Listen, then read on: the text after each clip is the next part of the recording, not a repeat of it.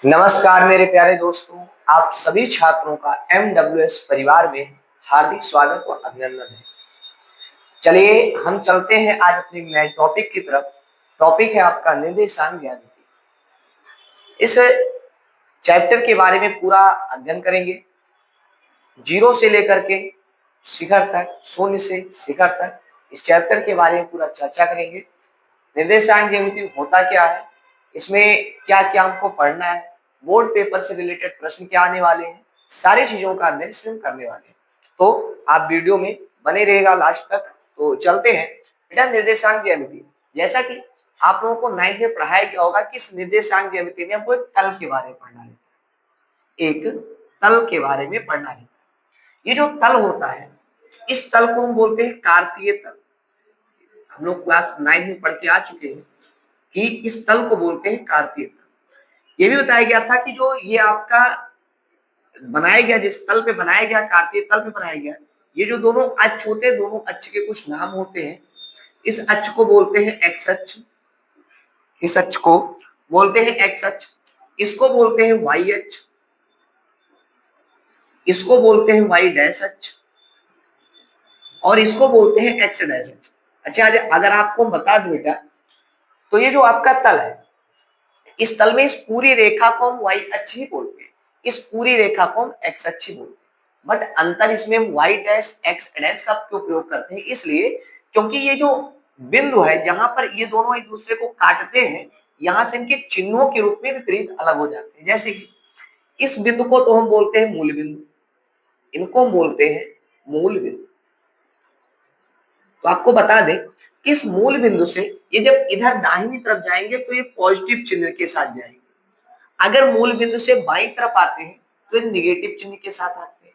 तो जो ये निगेटिव चिन्ह और पॉजिटिव चिन्ह है, इनको अलग डिफरेंट दर्शाने के लिए हम क्या करते हैं, एक्स अक्ष और एक्स डैश का प्रयोग करते हैं। ऐसे ही मूल बिंदु से जब ऊपर की तरफ जाते हैं तो पॉजिटिव का चिन्ह होता है, मूल बिंदु से नीचे की तरफ आते हैं तो निगेटिव का चिन्ह होता है।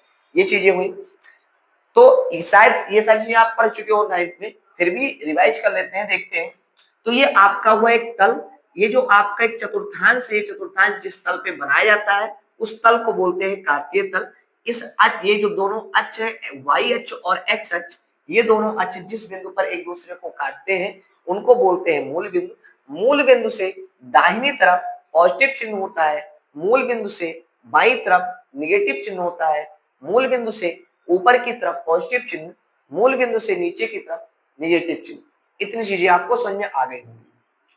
आगे बता दें, ये जो आपके चार खाने बने हुए हैं, इन चार खानों को हम कुछ बोलते हैं, इसका एक नाम है, इनको हम बोलते हैं चतुर्थांश।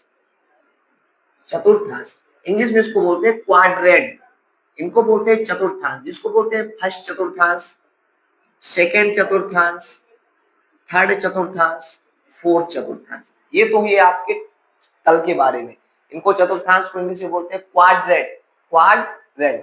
तो ये आपके तल हो गए, इनके बारे में जान गए। ये भी ध्यान देना कि बेटा जब भी हम चतुर्थांश में निर्देशांक को दर्शाते हैं तो निर्देशांक को हम ऐसे दर्शाते हैं, एक्स कामा वाई के रूप में, एक्स कामा वाई के रूप में। तो जब हम निर्देशांक को दर्शाते हैं एक्स कामा वाई के रूप में, तो इसमें एक्स कुछ होता होगा, वाई कुछ होता होगा।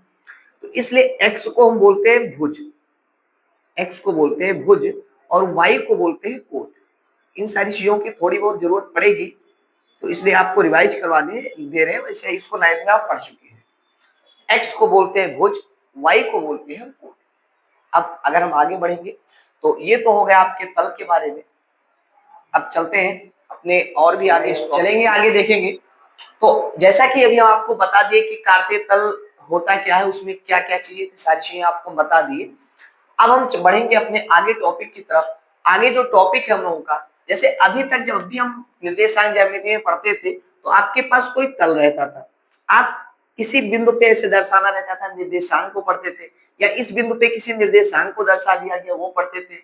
ऐसे कोई बिंदु रहता था, निर्देशांक को बता देते थे, आप बताते थे इसमें भुज क्या होता है, कोटि क्या होता है। बट अब इस 10th में आपको पढ़ना क्या है, आपको पढ़ना है कि यहाँ जो बिंदु P है, यहाँ जो बिंदु Q है, इन दोनों के बीच की दूरी क्या है। अब आपको पढ़ना है दूरी। तो अब दोनों बिंदुओं के बीच की दूरी कैसे ज्ञात करोगे, तो दूरी ज्ञात करने का तरीका क्या है, तो दूरी ज्ञात करने सबसे पहले तो हम उसका सूत्र जानेंगे, दूरी कैसे ज्ञात करेंगे। सूत्र जानने के लिए हम इस चित्र की सहायता से सूत्र ज्ञात करने का प्रयास करते हैं। तो देखेंगे हमारे पास में एक बिंदु है P और एक बिंदु है Q, हमें इन दोनों के बीच की दूरी ज्ञात करनी है, इन दोनों के बीच की दूरी ज्ञात करनी है। अब इनके निर्देशांक क्या है, निर्देशांक होंगे तभी तो पता चलेगा।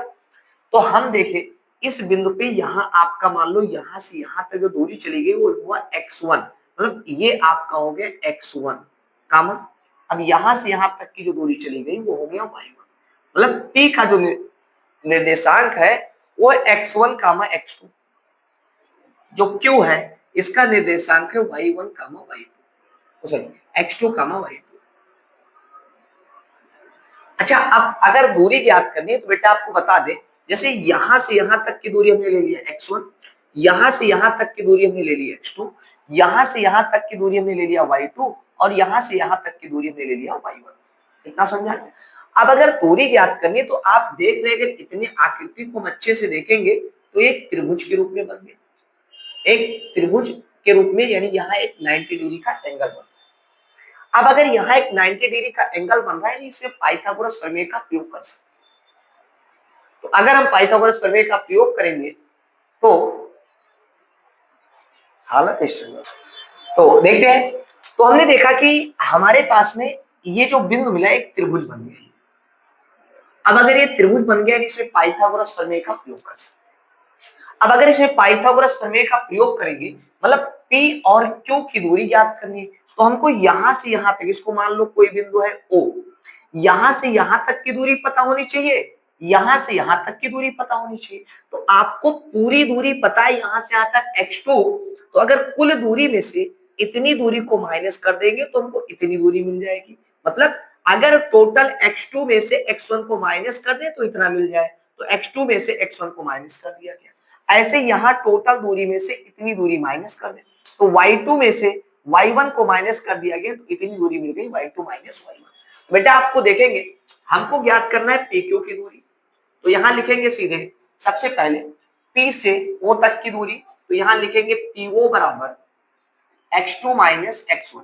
ऐसे Q से O तक की दूरी, तो QO बराबर y2 माइनस y1 हो गया। ऐसे अब हमको P से Q की दूरी ज्ञात करनी है, तो यहां लिखेंगे पाइथागोरस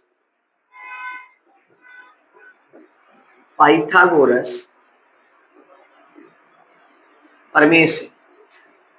तो पाइथागोरस प्रमेय आप जानते हैं, कर्ण का वर्ग बराबर लंब का वर्ग प्लस आधार का वर्ग, ये आप जानते हो, इसे त्रिकोणमिति में बताया जाएगा आपको। तो कर्ण का मतलब हुआ सबसे बड़ी भुजा P से Q की दूरी, तो यहां लिखेंगे PQ का स्क्वायर बराबर, लंब का मतलब हुआ ये Q से O तक की दूरी QO स्क्वायर प्लस आधार का मतलब P से O तक की दूरी PO स्क्वायर। तो आप देखेंगे Q से O तक की दूरी अभी आपको बताया क्या है, y2 माइनस y1, तो यहां लिख सकते हैं y2 माइनस y1 का होल स्क्वायर प्लस P से O तक की दूरी x2 माइनस x1 का होल स्क्वायर। तो PQ का होल स्क्वायर बराबर हमको मिला इतना, यानी PQ बराबर हमको मिल गया under root y2 minus y1 का whole square plus x2 minus x1 का होल स्क्वायर। तो ये जो हमको मिला, ये हमको मिला दूरी का सूत्र। हम इसकी सहायता से किन्हीं दो बिंदुओं के बीच की दूरी निकाल सकते हैं, ये हमको मिला है दूरी का सूत्र, दूरी का सूत्र। हम इनकी सहायता से किन्हीं दो बिंदुओं के बीच की दूरी निकाल सकते हैं। पूरे निर्देशांक ज्यामिति में इसकी जरूरत पड़ेगी, तो बेटा इसको ध्यान से समझ लीजिएगा, नोट कर लीजिएगा, कहीं दिक्कत होगी तो बताना। चलिए आपको समझ में आ गया होगा, आप लोग दूरी के सूत्र के बारे में सीख चुके हैं। तो अब चलते हैं उसके क्वेश्चन की तरफ। क्वेश्चन धुआंधार सीखने वाले हैं क्वेश्चन के बारे में। क्वेश्चन है आपका, निम्न बिंदुओं के बीच की दूरी ज्ञात कीजिए। एक बिंदु 4,3, दूसरा बिंदु 2,5। आपको जैसा कि अभी हम बताएं कि आपके पास में जो पहला बिंदु इसको मानेंगे P, जो दूसरा बिंदु इसको मानेंगे Q। आपको दूरी जो ज्ञात करना है वो PQ के बीच की दूरी ज्ञात करनी है। और अभी आप सीख चुके हो कि जो दूरी का सूत्र होता है वो PQ बराबर under root x2 minus x1 का whole square plus y2 minus y1 का होल स्क्वायर। तो दूरी का सूत्र तो आप जान चुके हो, सीख चुके हो।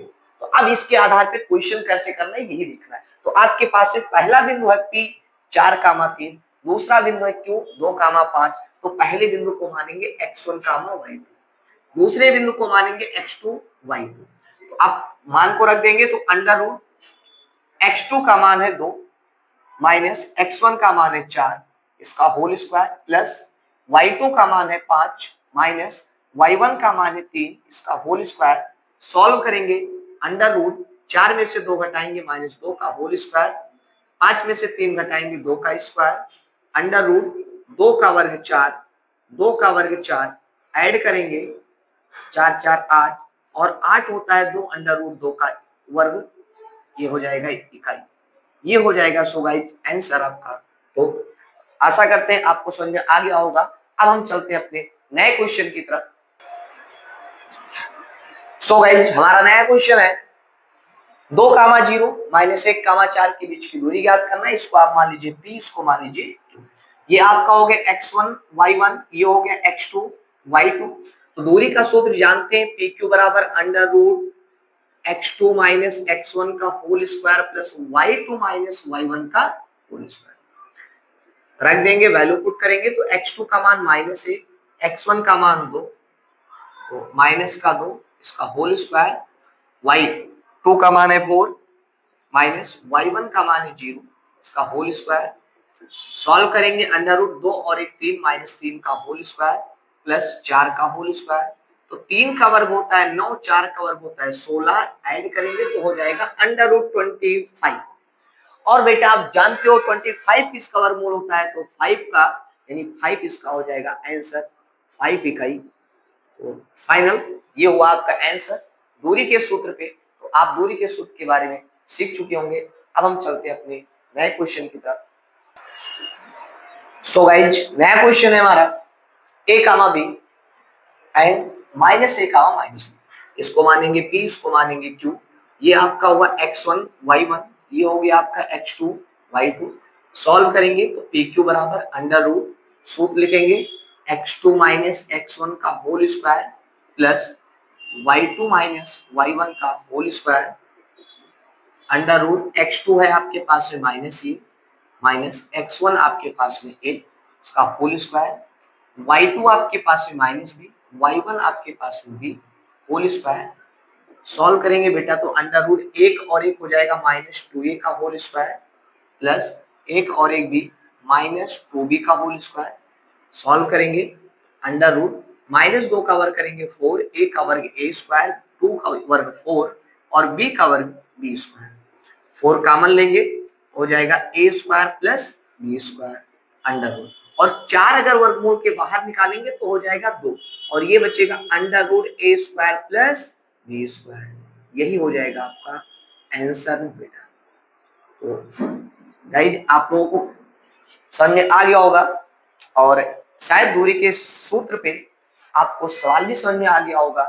दूरी का सूत्र क्या होता है ये जान गए होंगे, दूरी के सूत्र का निगमन कैसे करते ये जान गए होंगे। और अब हम आगे चलते हैं, अगले वीडियो में आपको बताएंगे इसके आधार पे और भी क्वेश्चन, दूरी के आधार पे बहुत सारे क्वेश्चन, समदूरस्थ पे, आयत के, वर्ग के, इन सब के आधार पे क्वेश्चन आपको अगले वीडियो में बताएंगे। तो चलते हैं अपने नेक्स्ट वीडियो में, बहुत ही जल्द आपको मिलते हैं। जय हिंद दोस्तों, आप लोग सपोर्ट करना, वीडियो को देखते रहिएगा, चैनल को ध्यान दीजिएगा। नमस्ते, धन्यवाद।